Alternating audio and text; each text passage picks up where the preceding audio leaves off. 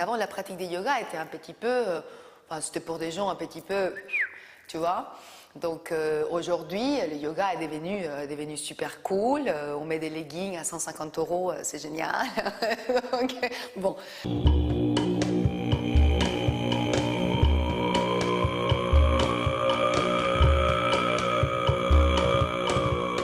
Cette histoire de mal-être est en réalité. C'est-à-dire que on vit dans une société où on nous demande de plus en plus d'être quelqu'un qu'on n'est pas.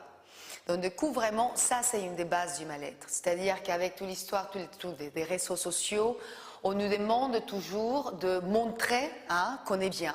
Et donc du coup, des gens qui ne se posaient même pas la question se disent « Tiens, mais peut-être que je ne vais pas bien en fait ».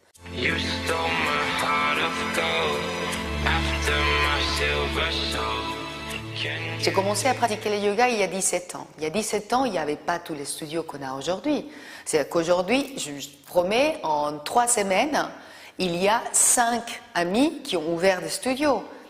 Donc à Montrouge, dans le Marais, dans le 2e, 5 en 3 semaines.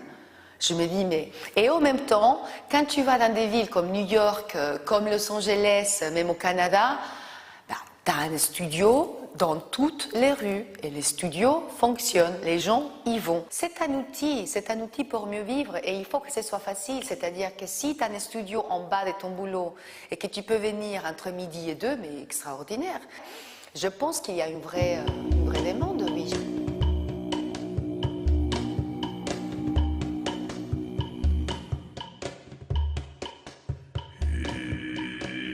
Par contre, oui, il est très important de revenir à des pratiques simples. Et c'est là où on trouve le plus de bénéfices.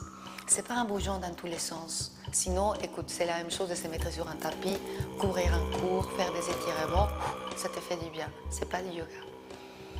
Le yoga est une pratique qui nous recentre, qui nous amène dans cette connexion avec nous-mêmes pour ensuite pouvoir donner et être dans le monde et vivre pleinement.